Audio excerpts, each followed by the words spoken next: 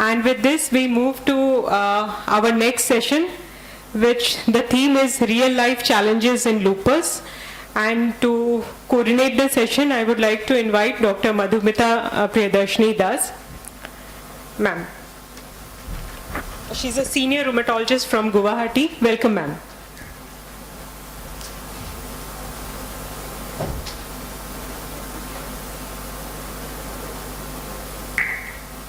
Good afternoon and welcome to the next session, which is real-life challenges in lupus. Lupus, as we all know, is one of the most disabling diseases that we are handling as rheumatologists. So this is going to be a very interesting session. The chairpersons for this will be Dr. Manisha Patel and Dr. Vipal Shah. And may I request the chairpersons to kindly take their seat over the dais.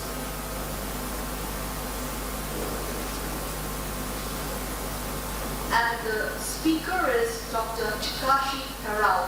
I hope I'm correct with your pronunciation, sir, and I'm sorry if I'm not.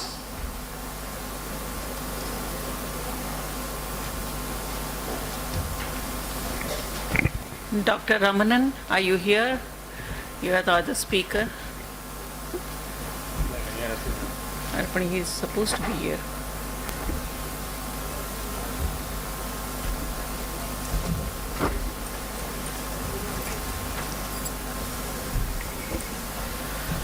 Good afternoon. We thank the organizers for this invitation.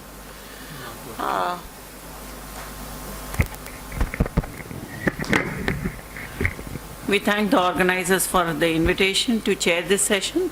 We are running approximately 25 minutes late, so I would request the speakers to stick to time.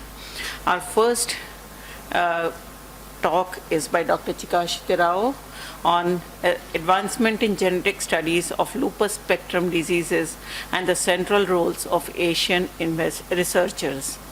Dr. Tarao, once your slides are loaded.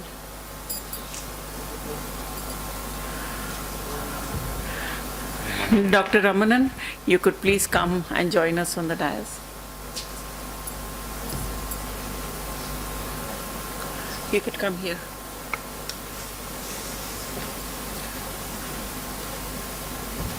Clue.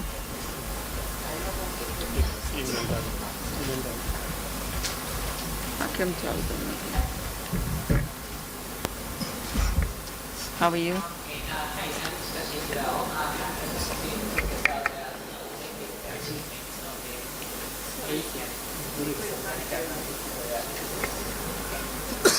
It's not clear. Can you just... Yeah. Thank you.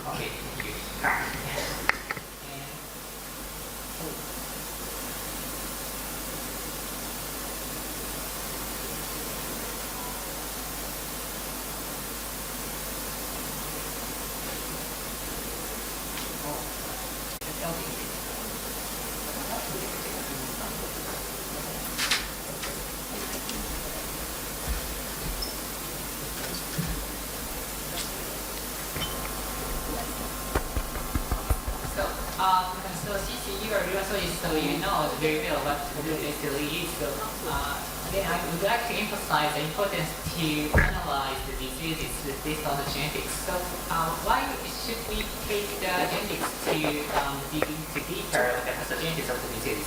So it is because using the genetic approach, we can identify the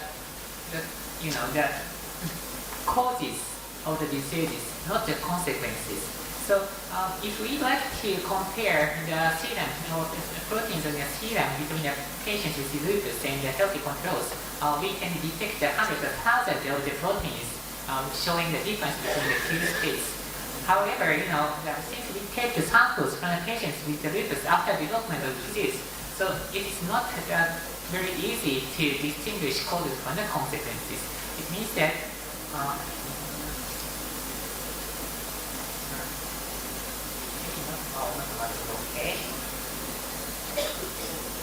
so it means that the disease can affect the states of the protein levels after development. Then, however, the genetic information, as far as we focus on the germline variants, the information will never change across the entire life. So indicating that even if we take the samples after the development of the disease, we can compare the information before onset of the disease between the healthy population and the SLE patients. So it means that taking the genetic approach, we can, at least we can compare taking the samples before the onset of the disease and compare them with the control. So I believe that the very first report of the genome-wide association study for the SLE was done in 2006 from the Brigham and Women's Hospital by Robert French. And from 2006, there are a bunch of the data studies reporting the many susceptibility loci to SLE. Now, when we sum up the entire the susceptibility genes, we have around 150 susceptibility genes to SLE. And I took this picture from the review published in 2019. Then even after that, we could increase as many as 46 novel loci showing the association with SLE. And I would like to emphasize that these big efforts were mainly done by the Asian researchers. Okay, so in 2019, taking the DNA samples from the patients with SLE controls, we Japanese group conducted the meta-analysis of the GWAS, genome-wide association studies, and identified the two novel susceptibility genes to SLE. And what drew our attention is the PLD4, because this gene is, is related to the immune functions. And while this PLD4 is a member of the phospholipase families, and it has some weird characteristics, that is that the lack of the phospholipase B activity. However, it expresses in many white blood cells, and also it is known to be associated with the kidney fibrosis. And so this is very interesting. And interestingly, the PLD4 signal is Asian-specific. And taking advantage of this relatively large number of the samples, we show that SLE is a polymorphic disease, indicating that when we compare the statistics of the variants with the LD scores, which indicating that how many variants are that each variant is tagging, and we found a very beautiful correlation between the high-score statistics and the LD scores, indicating that the more samples we can collect from the association in healthy control, the more signals are expected. So in line with this, so after this analysis, we did the meta-analysis through the Asian population, we identified as many as 46 novel signals. And when we did many partition the heritability of SLE, we found that the majority of the heritability can be captured by the white blood cells, especially the promoter or enhancer marks. And focusing on this PLD4 variant, we found that the patients carrying the risk allele of PLD4 had higher chance to be positive for the autoantibodies. And since the PLD4 mutant mice were available, we purchased the mice and analyzed the mice, and we found that the homozygote mutant mice have the quite willing, and also it showed that many immunological abnormalities, including the splenomegaly or lymphadenopathy. And in pathophysiological meanings, we found that more lymph nodes like appearance are observed in PLD4 that was mutant mice. Then, in line with the findings of the humans, we found that in homozygote mutant mice of PLD4, the mice show the higher chance of the development of autoantibodies, including anti-double-strand DNA antibodies and anti-nuclear antibodies. And in addition, we found that in kidney, the mutant mice show the very strong the position of the complement.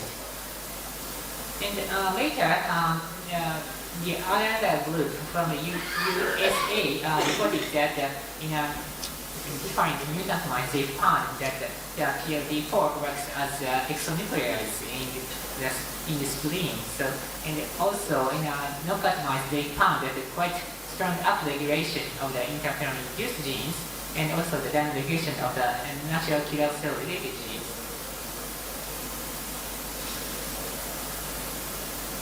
And after this report, we started the collaboration with the other Chinese and Korean groups and to meta-analyze some statistics of SLE susceptibility across 3 Asian populations.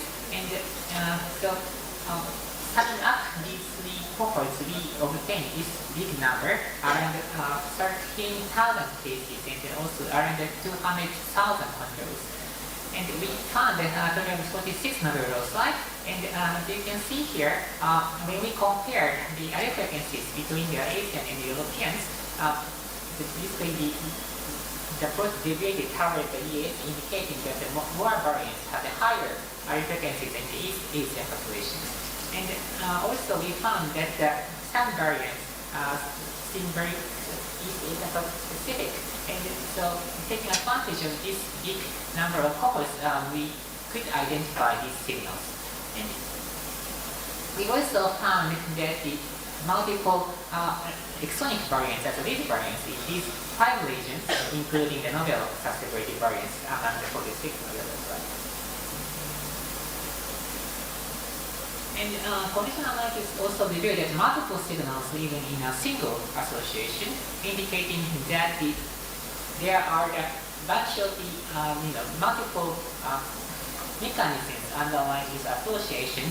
So, like the EQT effects on a single cell, and also show another effect on a different cell type. And so, if we can further increase the number of subjects, we believe that we can increase that kind of examples more.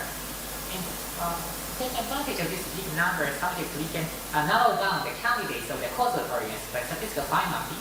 And also, you can see here, the majority of the locus have the relatively small size of the critical set, less than the 10 variants, indicating that if we can do the functional analysis for these variants, we may find pinpoint the causal variants.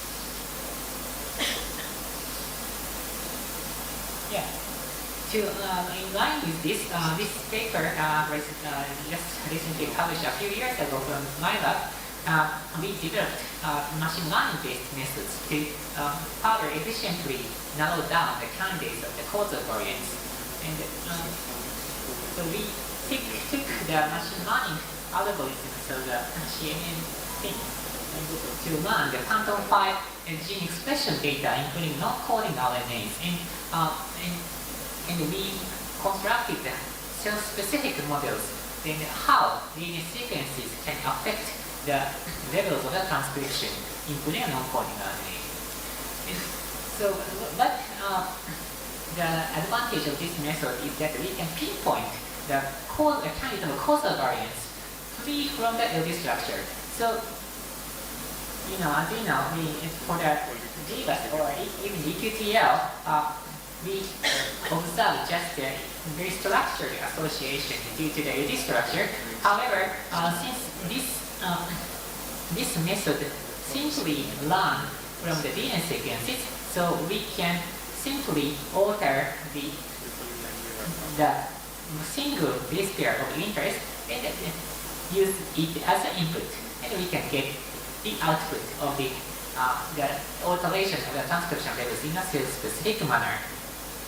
And we also show that our output can be validated by the previously reported multiple reporter assays. And if we apply this method to our recent atopic dermatitis GBAS, we could successfully pinpoint the candidate of the causal variant. And also, we can apply the so-called transcription-wide association study approach, which is taking account of the gene expressions regulation pattern in each cell type. We can identify what kind of genes are increased or decreased in the susceptibility to SLE. So we took advantage of the data of the Japanese. It is subtraction. White blood cells, a total of 6 white blood cell types are subjected for the EQTL. So we applied our ACR meta-analysis summary statistics to this data set. Then we can reconstruct which gene expressions are increased or decreased in these 6 cell types in the SLE.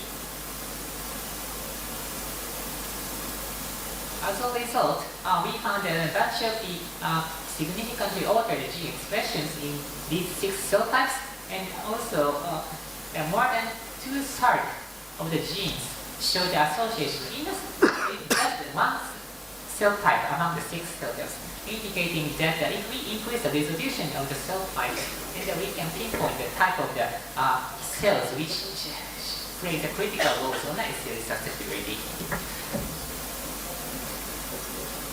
And we also found that putatively causal gene expression levels into the SLE susceptibility, that is HEATR3 and also the NOCOA2.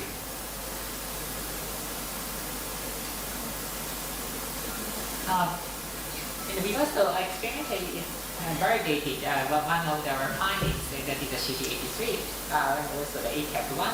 I don't have enough time, so I will skip here.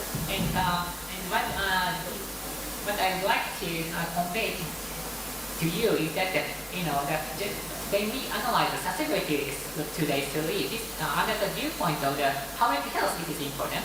However, in the clinical settings, the more important thing is that whether the patients we are seeing have had a high risk of developing the complications, or whether these guys are responsible to the treatment we will prescribe.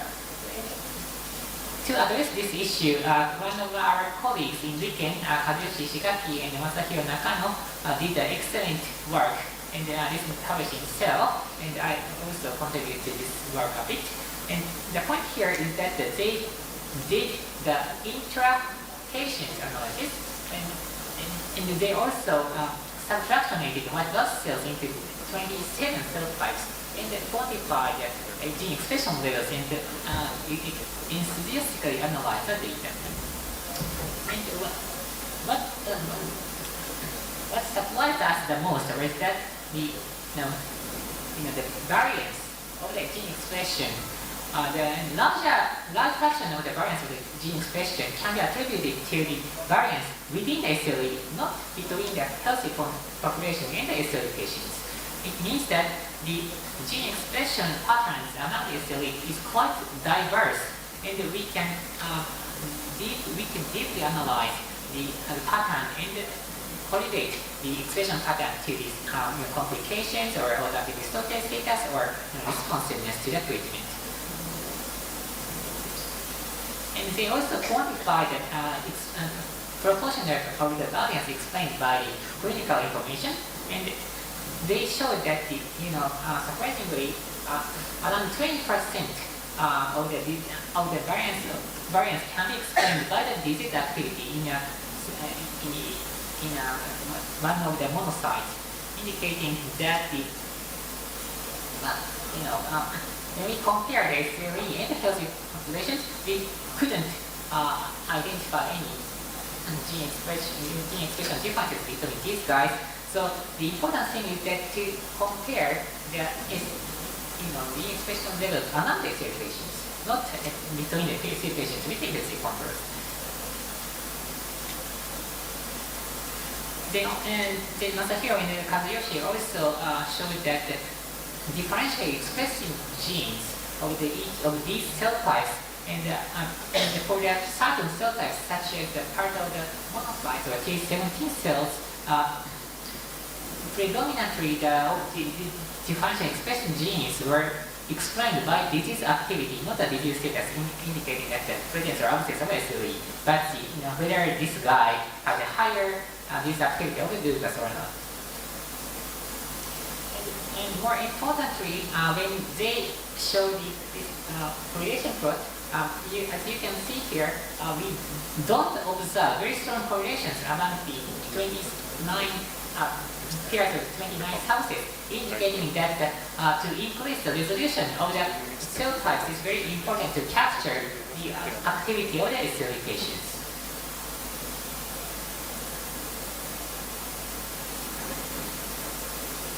Also, they successfully connected the presence of the complication of SLE and the altered expression profiles in these cell types. For example, for the microcutaneous complications can explain the variance of the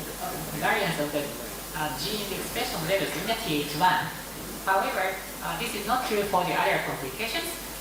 For the renal complications, renal complication can explain the very high variance of the gene expression in the neutrophils. And also, musculoskeletal complication can explain the big variance of the monocytes. So, it means that we have to, fraction and quantify the gene expression levels of these cell types to understand what's going on in the patient you're seeing. Then, in the right-hand side, you can see that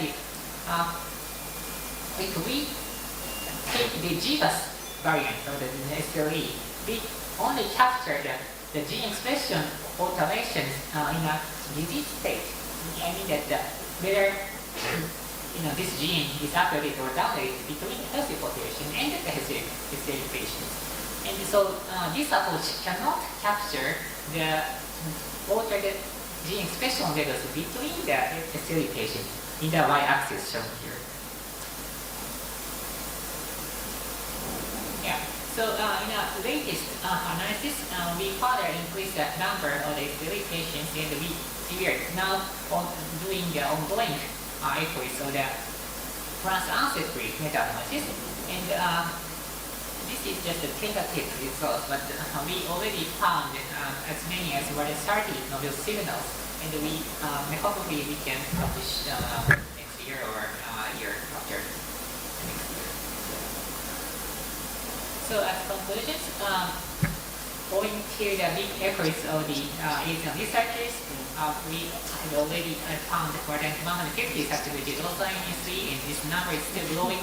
And biological insights into SLE based on GWAS-related critical genes to SLE susceptibility. However, these activities have substantially contributed to gene expression within SLE, which cannot be captured by SLE susceptibility signals. So it means that, so the future path will increase the number of the SLE patients, and together with the detailed clinical information, and connect this information with the gene expression profiles or other protein profiles, for example. I'd like to thank too many collaborators here, and I'm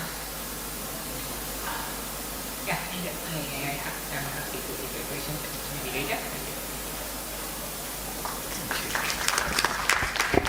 Thank you, Dr. Chikasu. Please join with us on the stage, Dr. Chikasu. Could you join us here? Could you come on the dais?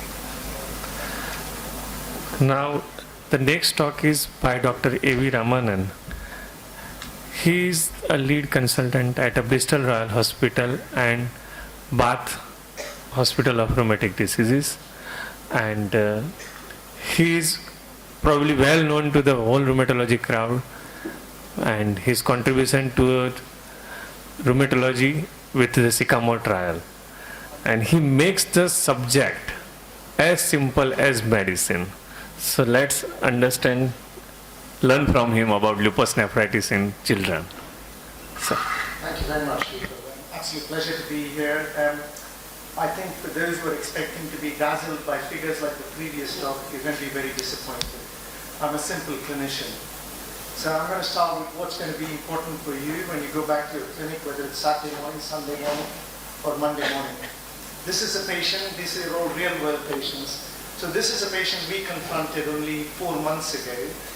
13-year-old girl presented to our children's hospital with fever for 2 months, an erythematous rash in both lower limbs, and fatigue for the last 2 months. Now, you are an audience who's well versed with lupus, so this girl, it's not the diagnosis that's an issue. She has lupus, and what I've demonstrated here is the classification criteria. She has thrombocytopenia, she has fever, she has proteinuria on account of which she had a renal biopsy, which you can show here that we have circled, showing lupus nephritis. She, of course, also had ANA and double-stranded DNA positivity. But this talk is not about diagnosing lupus, because most of you are going to be very good at it. This talk is about what distinguishes lupus nephritis in children compared with lupus nephritis in adults. Most of us believe lupus is the same disease, whether it's a 15-year-old or a 50-year-old, except when we are writing grants. When we are writing grants, we will argue that lupus nephritis in children is a completely different disease because we want to get money. But we know that otherwise it's a similar disease. But there are some specific characteristics which I will touch on. Now, this is to show what we don't usually do in clinic, but we did, which is to check for the SLEDAI. So this was showing that this child, if you did the SLEDAI or BILAG or SLIC, we all do this in our clinic effortlessly, but not actually marking it in this form. This patient has CAS, proteinuria, hematuria, she has a rash, she has thrombocytopenia, low complements. So giving her a high SLEDAI. What I'm going to touch in the next 10 to 15 minutes is lupus nephritis in children a greater cause for concern. Should you biopsy? And if you should biopsy, when? Do we need to do a repeat biopsy? And then how do we treat? And what's in the horizon? So let's look at some basic differences between lupus nephritis in children and lupus nephritis in adults. Obviously, the sample size for lupus nephritis in children in studies is much smaller. And a lot of lupus nephritis is seen in non-Caucasian cohorts. And I'll come back to this again. So you can see the damage index or activity index in children with lupus nephritis is much more than in adults. The renal and neuropsychiatric manifestations are more common in pediatric lupus than in adult lupus. So in adult lupus, the incidence of nephritis ranges somewhere between 30 to 50% of patients, whereas in pediatric patients, is anything from half to 80% of them will have some degree of renal involvement. So the proportion of renal involvement in pediatric lupus is much more, and we'll come to whether the intensity of renal involvement is also much more.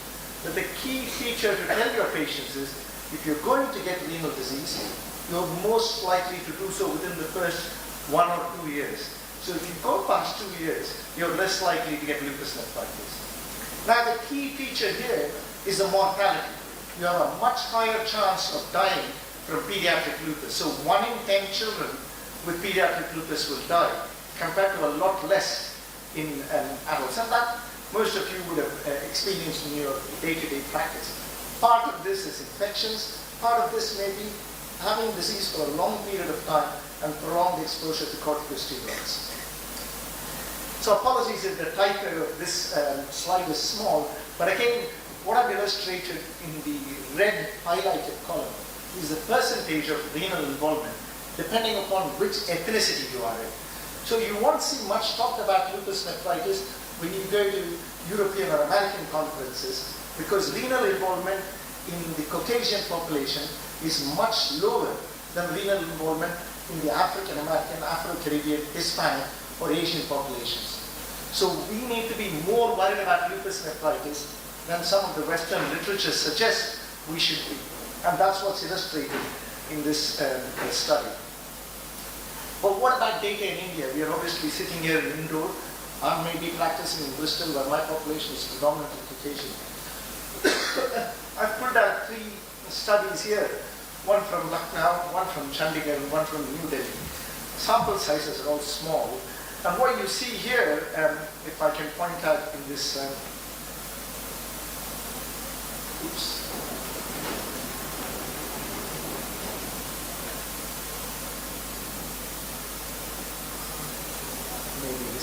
hard for me to figure out. But what you can see here is nephritis proportions is very high, somewhere between 50 to 100% in the Lucknow, Chandigarh, and New Delhi cohorts, again demonstrating the high prevalence of lupus nephritis in pediatric patients in the Indian context. Now again, let's look at the outcomes of lupus nephritis between high and low and middle income countries. And what you see is the 5 and 10 year survivals are much more reduced. Now there are a host of variables: risk of infections, access to medications, and probably prolonged exposure to steroids in low and middle income countries. But again, it brings home the point that lupus nephritis is more common in the context in which you're practicing. The morbidity and mortality is likely to be higher in the context in which you're practicing. Now, this is a recent paper by Arvind Bhatta and colleagues, who's a nephrologist at AIIMS, and they're showing that the kidney remission. So what's interesting is whether you practice in a high-income setting or a low-income setting or a middle-income setting, at year 1, the remission rates are similar. But where there is a divergence is at 5 years, chronic kidney disease is much different or is much lower in middle-income countries and in the low and middle-income countries compared to high-income countries.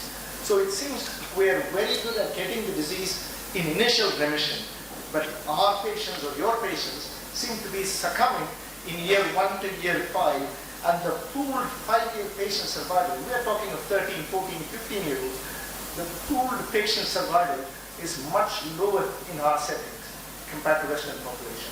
And mortality is also sadly more common in our settings than in the Western populations. Thank you very much.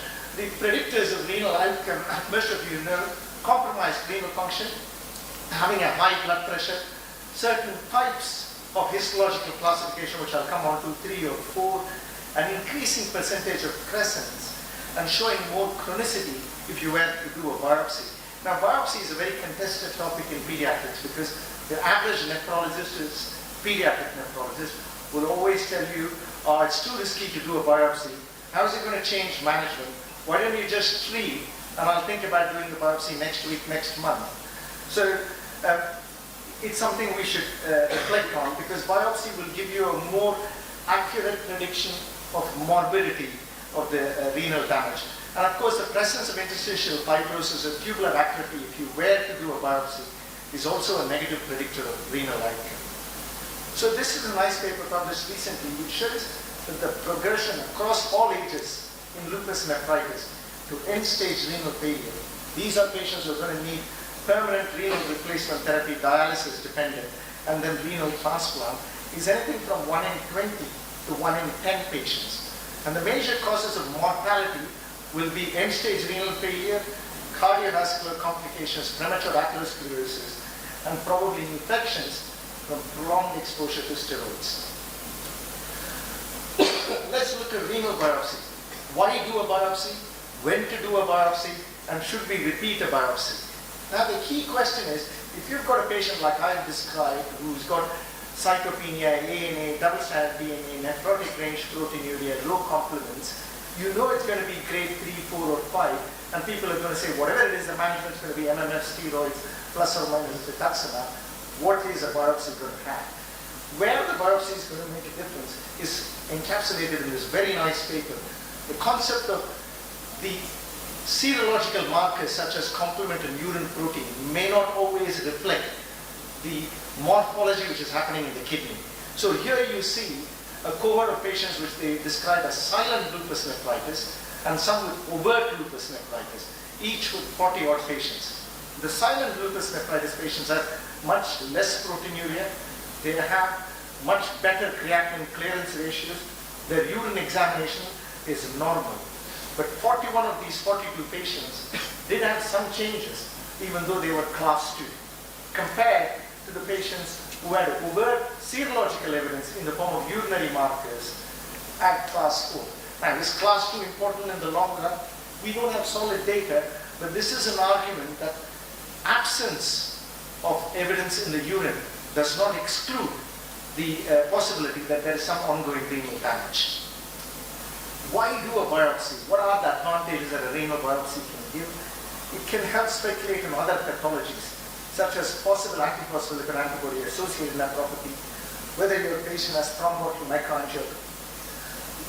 There are newer entities such as lupus podocytopathy. And when should you do them? When you have a reproducible proteinuria of more than 0.5 grams every 24 hours, or when your urine protein creatinine ratio is more than 50 milligrams per millimole in an early morning sample. We rarely do 24-hour collections these days. Even in trials, we are only going for spot early morning urine. Or if you have persistent glomerular hematuria and of the cellular cast, or you have deranged renal function. So these are the class 2, 3, 4, 5, and almost every MD or DM student knows, and so I'm not going to labor over these.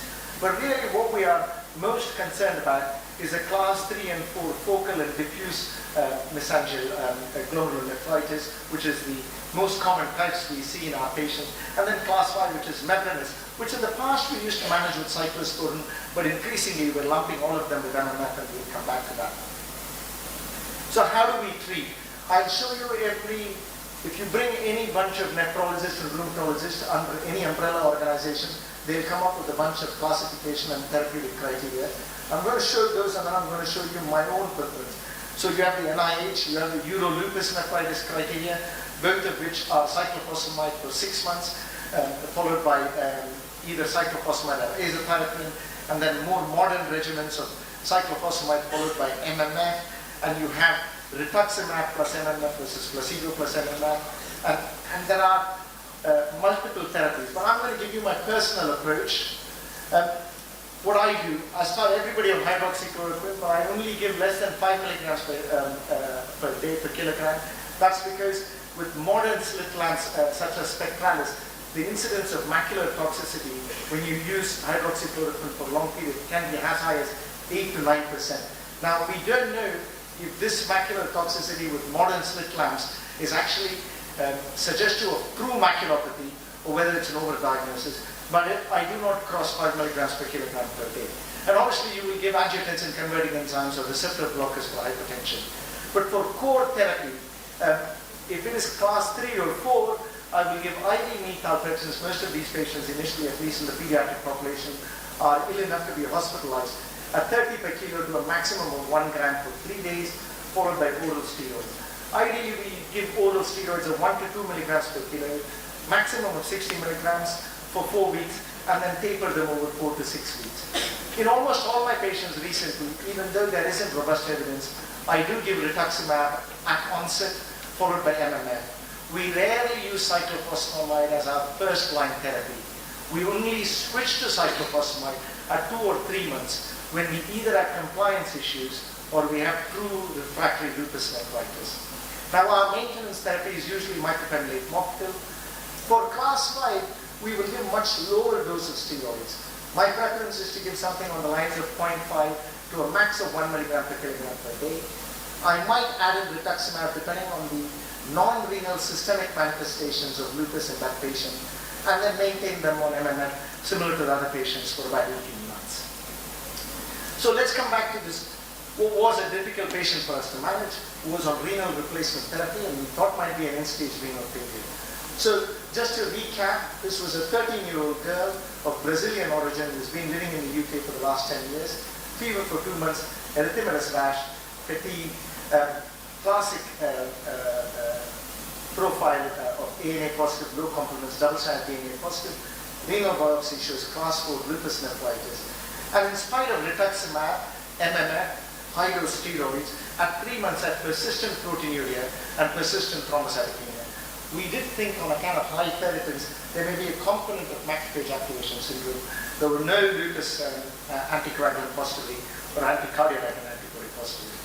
So this is just a pictorial depiction of the therapeutic strategy.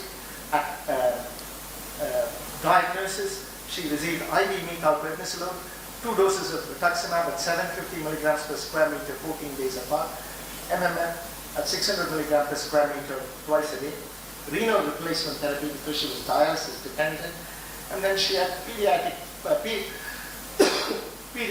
packed cell transfusions because of low hemoglobin. Now, in spite of all of this treatment, at 3 months, she had persistent proteinuria and cytopenia. So we persuaded our nephrologist to do a repeat biopsy. which showed active class 4. Now, my nephrologist made an interesting observation. He said this wouldn't be end-stage renal failure because this patient was still producing a lot of protein in the urine, which gives us some optimism that there is possibility to reverse the damage. And so we decided to switch from microphenolate, even though we were assured of compliance, to cyclophosphamide. And what we had was very good response in this patient. So repeat renal biopsy or not, now this is a contentious topic. So what is the evidence? There are 26 observational studies which was reviewed in this recent paper published in R&D Open in 2020.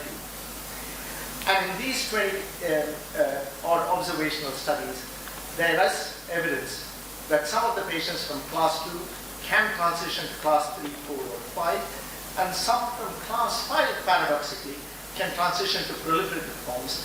And of course, some in class 3, 4, like in our patient, can continue to remain in proliferative class. And of course, a repeat biopsy enables you to decide whether you want to continue to press on giving aggressive immunomodulation in an otherwise well child, or whether you accept that this is going to be trending towards end-stage renal failure, and it's not appropriate to increase immunomodulation in order to avoid increasing the risk of infections and other complications. And that is probably the reason for considering a repeat biopsy, because you can change the immunomodulatory therapy. You may decide to intensify it like we did in this vignette which I demonstrated to you, where we found in this particular patient MMF wasn't effective and a switch to IV cyclophosphamide was effective. And perhaps in a proportion of patients you might find that what you see in the repeat renal biopsy is more damage and very little activity, when you can say enough and no more. We don't need to increase immunosuppressive therapy. We probably need to decrease the immunosuppressive therapy, accept that the renal damage is irreversible, and try and maintain the other variables as much as we can while we move forward.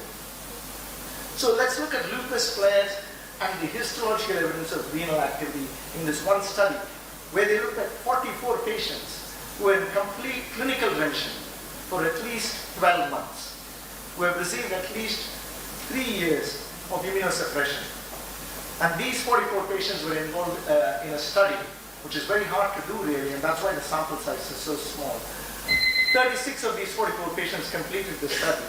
And what you found is when all of them had a repeat renal biopsy, 11 of these patients who are in complete remission for 12 months or more flared. And of those patients who flared, 10 of the 11 had histological evidence.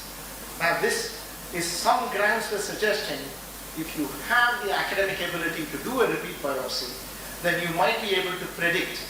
But of course, it's much easier done than said. So the advantages of a repeat renal biopsy is predicting the presence of renal flare, is helpful when the patient is unresponsive to treatment, or when there is worsening renal function, persistent proteinuria, hematuria, or to exclude an alternative diagnosis, and to help with stratification.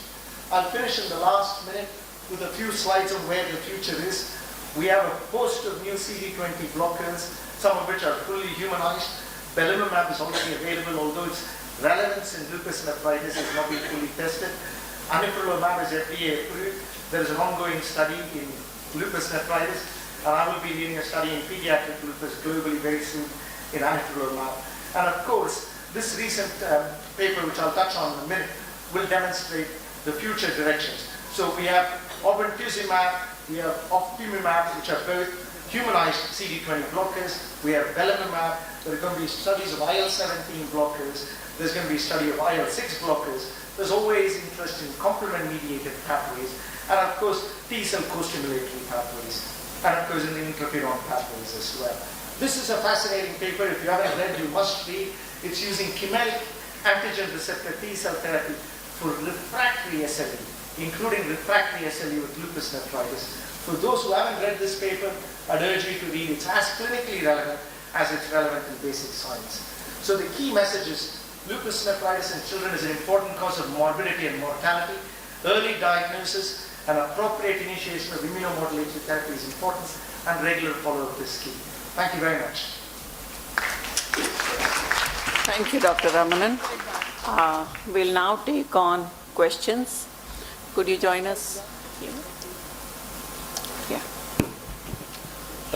Thank you. This is Sapan from Ahmedabad. I had two questions for you, Dr. Ramanan. The first was, since childhood lupus would probably, many of them would have a strong genetic component and therefore probably higher interferon signatures than adults, would you expect a better response to anifrolumab in children than adults, number one? And the second was the use of CNIs. Have you used CNIs with MMF in your patient with lupus nephritis? Those were. So the first question is an interesting one. We know there are two types. We have the monogenic lupus, but the monogenic lupus we think is in children under the age of 7. And the monogenic lupus falls into two categories. Those with complement deficiencies, and increasingly we are diagnosing newer variants of monogenic lupus. In fact, there's a paper in Nature talking of TLR7 defects. In those, actually, JAK kinase inhibition is a very effective therapy, such as baricitinib or tofacitinib. In the trials of anifrolumab, we are not going to be focusing on the monogenic variants of lupus because for a host of regulatory reasons, but it's an interesting concept. The problem is baricitinib, for example, did a phase 2, phase 3 trial of lupus. The data is not published, but I can tell you it wasn't positive. And the interferon gene signature does not predict the responsiveness. So there are patients with both pediatric and adult lupus whose interferon gene signature does not demonstrate a high signature who respond to JAK kinase therapy. And there are patients who have a high interferon gene signature who do not respond.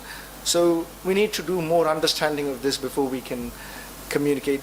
The second question was CNIs. We haven't had much of a chance to use it because our response rates, predominantly Caucasian lupus nephritis, is very good with Ritux and MMF and Cyclo. In fact, we use Ritux up front in all our patients at onset of disease.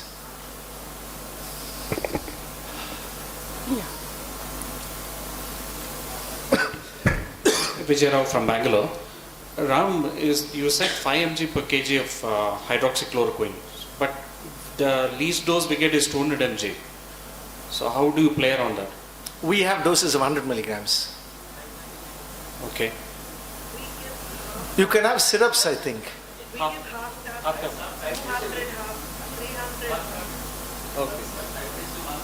You're getting jugaad recipes. Yeah. I'm just giving you science. Yeah, go on. Sir, I'm Manigaran from Vellore.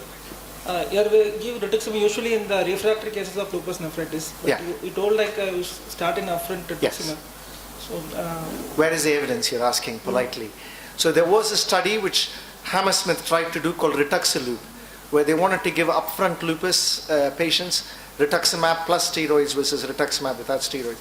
The trial sadly stopped because we couldn't recruit enough patients. The problem with doing a trial of rituximab is the belief system in rituximab is so strong, it's now impossible in the Western world to do a randomized control trial.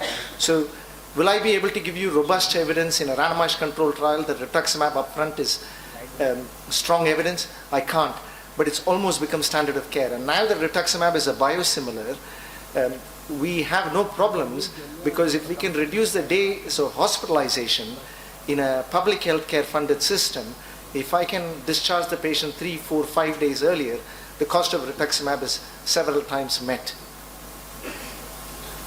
Okay, last question. Sir, why you are keeping rituximab ahead of cyclophosphamide?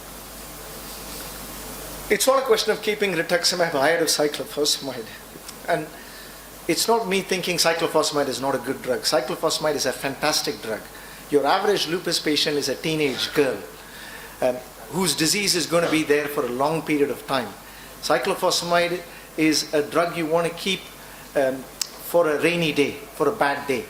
Why can't we use Ritux plus MMF and hope for the best? The outcomes in randomized control trials comparing MMF with Cyclo, MMF was as good as Cyclo. So better to wheel cyclophosphamide out if you need it for a refractory patient. The ovarian toxicity of cyclophosphamide is a dose-dependent phenomenon. It's not an idiosyncratic phenomenon. So the cumulative dose of cyclophosphamide is what determines the fertility rates for these women when they get into their late 20s and early 30s. So we prefer to use mycophenolate for its safety profile, and we avoid cyclophosphamide for its safety issues rather than for its efficacy issues. But I have no questions, I have no doubt that cyclophosphamide is a highly efficacious drug, but probably not as safe as MMF in its toxicity profile. But you might, for individual patients, depending upon the context in which you work, choose cyclophosphamide over MMF, for which I would perfectly understand the context. I think we are running later than we hoped to, so we will thank Dr. Ramanan and Dr. Terao for their elegant talks, and I will request my co-chair, Ripple, to talk on a practical dilemma, safe contraception for a lupus patient, a challenge.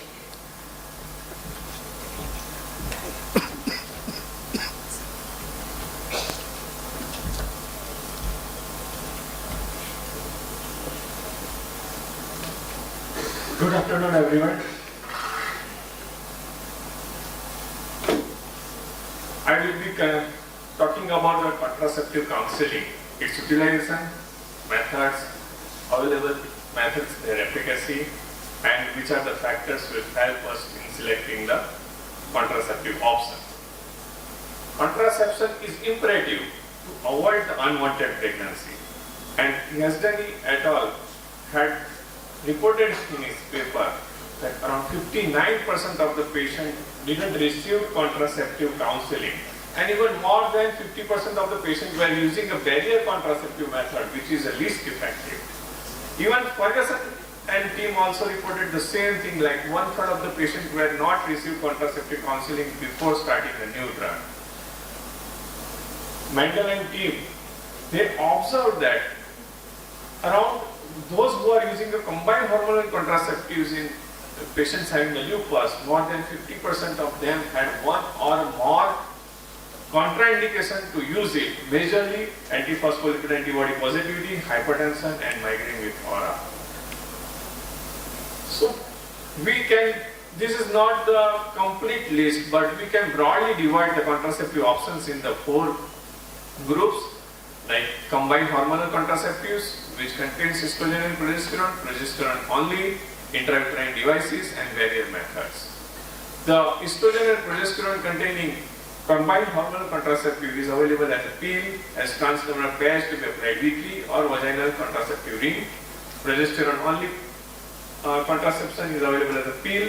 Depot medroxyprogesterone acetate injection, which is to be applied every 3 monthly intramuscularly. And progesterone subdermal implant, which is to be applied at the upper part of the inner arm, and which gives effect for around 3 to 5 years. So IUDs, that is very commonly known, that copper and progesterone IUD, and barrier methods. Out of these, barrier methods are having a 1-year failure rate very significantly on the higher side, so they are practically not advisable. The failure rate where it is less than 1%, those are the highly effective methods, and that should be preferred. But let us see what is the safety if we prescribe this type of methods. So Sanchez and team observed in a one randomized single blind trial where they observed patients for 12 months, and they divided the patients for 162 patients in 3 groups, combined oral contraceptive, progesterone only pill, and copper IUD. The observation was that SLEDAI score was not significantly different when followed over the 12 months duration. As well as number of flares, number of severe flares were also not significantly different. Patient had active disease at the baseline, but all the 3 groups were not having any significant difference, as well as maximum SLEDAI. What further they observed that there were 4 cases of thrombosis, but all of them were in the hormonal groups, and all of them had an antiphospholipid positivity. None of them was in the IUD group. Even severe infection cases were a little bit more seen in the IUD group, but there was not a single case of pelvic inflammatory diseases. The thing to observe was that they have excluded severe lupus cases and those having a history of thrombosis from this study. The similar observation was done by the Petri et al. In a randomized double-blind trial where they enrolled inactive and stable active lupus patients and divided them in two groups, combined oral contraceptive and placebo. They observed that probability of severe flare, number of mild to moderate flares and severe flares were not significant among this group. As earlier seen in the earlier study, the thrombosis and adverse events were also not significantly different. But here also they have excluded the moderate to severe lupus disease activity, thrombosis and APL positivity from the study. So overall it seems that hormonal contraceptives are safe in a inactive or stable lupus disease in absence of antiphospholipid positivity, antibody positivity or antiphospholipid syndrome. So looking at the other parameters like what is the risk for the thrombosis with the use of contraception. So one of the meta-analysis which had seen the assess the combined oral contraceptive use and its effect on the venous thrombosis found that overall all the preparations were associated with two-fold increased risk of venous thrombosis. This is the non-use, and these are the different oral combined or contraceptive preparations and having a two-fold increased risk of thrombosis. This number denotes the estrogen dose. So if you see the first three bars, and this short form denotes the progesterone type. So first three are the even and cholesterol combined estrogen, and as you increase the estrogen dose, the risk of venous thrombosis increase. And if you combine compare the equal dose of estrogen with different molecule of progesterone, then the third generation of progesterone is associated with increased risk of thrombosis than the second generation, which can be seen here in this table also. Third is having a higher risk than the second one. That was about the venous thrombosis. What is about arterial thrombosis? The meta-analysis showed that risk of myocardial infarction and ischemic stroke was 1.6 fold increase in those using the combined oral contraceptives than the non-users. And this was associated with estrogen dose, but that has no relation with the type of progesterone molecule used.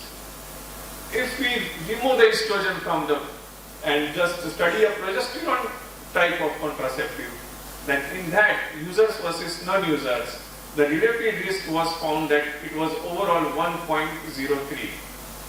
So progesterone only contraceptive are seems not to be associated with thrombosis, but there are 4 different kinds of progesterone only contraceptive are available: pill, IUD, depot injections and subdermal implant. When the study was published in 2013, subdermal implant was not much in use. The majorly these 3 groups were used. So subgroup analysis showed that injection depot MPA users were having a with higher relative risk of thrombosis. So overall this says that thrombosis risk is high with injection hydroxyprogesterone use, and pill and progesterone IUD are safer. We are also worried about the infection when treating a lupus patients having on immunosuppressants. So if we extrapolate the HIV and solid organ transplant data, so it seems that IUD use in rheumatic patients should also be a safe. And even one of the RCD, when then Sanchez and team reported, they didn't find a single case of PID. So overall, it doesn't seem that pelvic inflammatory disease risk is increased with the use of contraception in IUD use. But we should be a little bit careful whenever in case of active pelvic inflammatory disease or active infection elsewhere, one should avoid initiating IUD use. Continuation is not a problem. Progesterone use and osteoporosis, we will be worried. So, Kathleen and Clark studied the bone mineral density loss with the use of depot medroxyprogesterone, which is usually out of all progesterone preparations having the highest blood, brings highest serum concentration of progesterone. So they studied and they found that heat BMD declined by 7.7% and spine BMD, bone mineral density, declined by 6.4% with the 48 months of use. But if you see in this chart, this is the drug and this is the control group. the first 2 years of use, the decline was maximum and linear in the first 2 years of use, and later on the decline was continued but the rate decreased. But what if we discontinue the drug?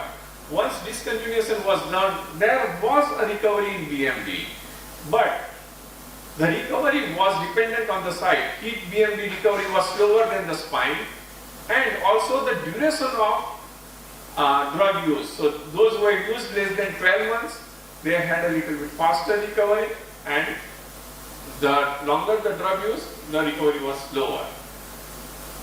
We will be worried about the drug interactions with these hormonal preparations. So overall, it's for us to reduce efficacy of oral contraceptives is concerned with the mycophenolate, rifampicin and carbamazepine.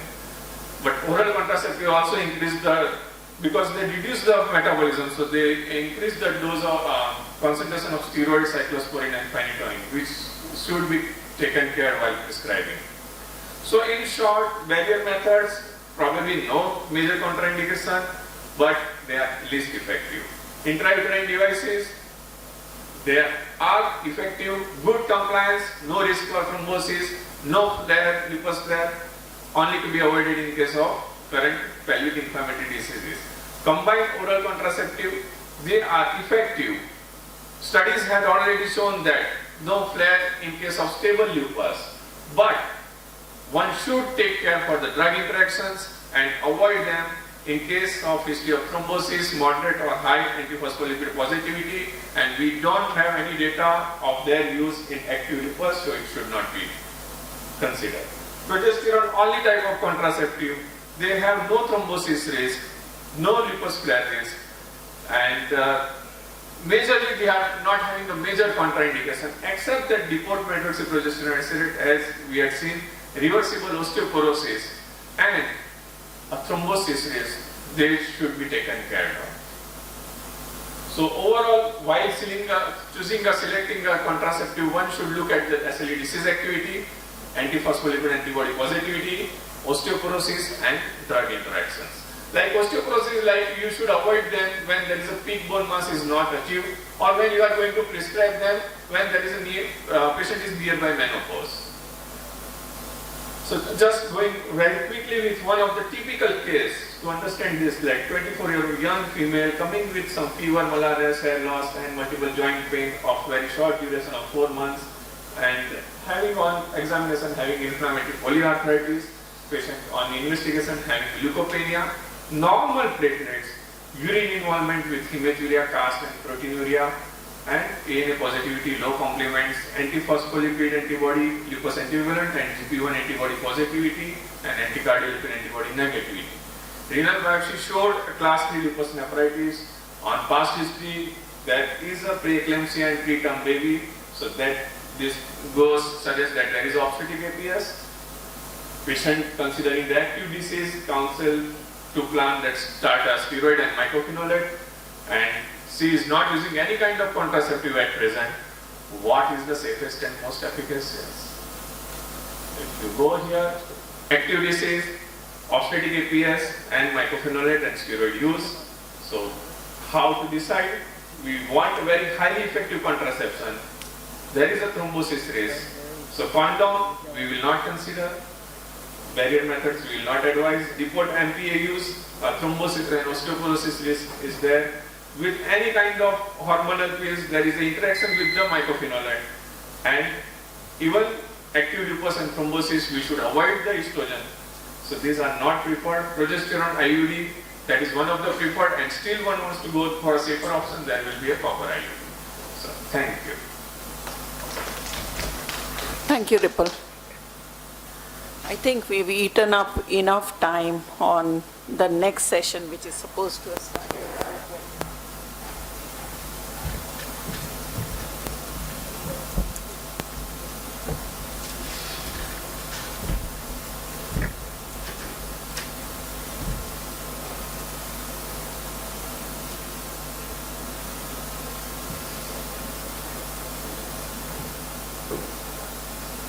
Madam का talk है, madam का talk लगाओ, लगा रहा हूँ mic on कर दो।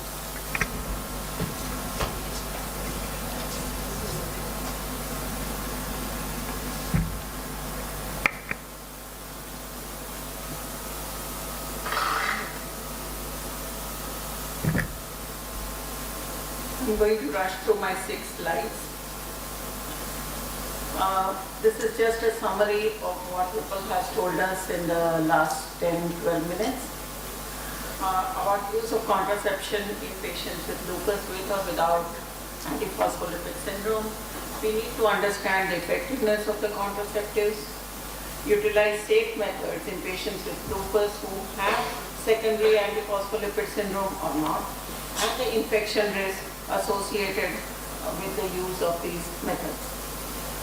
We need to respect the patient's wish, and there has to be a counseling session about what they need to do. In our country, the scenario is slightly different, but and it's not very easily discussed because they think that doctors know them, know their disease, and they are coming to you just so that you can take the decisions from them. But this is slightly more personal than prescribing mycophenolate or azathioprine. For every patient with traumatic or musculoskeletal diseases who is going to be on the march, we need to start the conversation as to when they want to plan pregnancy or have they finished planning it. Discuss the various contraception and contraceptives which are available and the efficacy of each one. We should test for antiphospholipid antibody syndrome, all the 3 tests, before in lupus or connective tissue diseases or a patient with a history of thrombosis, assess lupus activity, and barrier method can still be utilized if more effective methods are contraindicated or avoided. Emergency sorry for the mistake in typing. Emergency contraception can be utilized by all. The risk is much lower compared to an unplanned pregnancy in an active lupus. There is no data to suggest increased lupus flare with progestin only or copper IUDs. Intrauterine devices or subdermal progestin implant have the lowest failure rate, and this needs to be discussed with the patient. The transdermal patches would give you greater estrogen exposure than do the oral or transvaginal methods. In a patient who is antiphospholipid antibody positive, with or without history of clinical contraceptives, we should avoid estrogen-containing contraceptives. The recommended method, as discussed earlier, would be intrauterine devices or progestin-only pill. The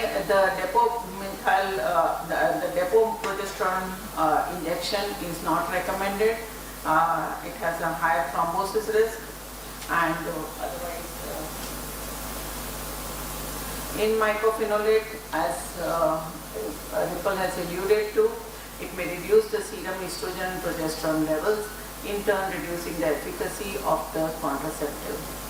And intrauterine devices are highly effective option for women with these diseases who are receiving immunosuppressive therapy, despite there is technically a risk of increased number of infections. Thank you very much. Unfortunately, we will not take any questions because we should have started the next session at 4:20 and we are still not done with this one. I have been told by the organizers you have to run down for your tea for 10 minutes and come back for the next session. Thank you very much.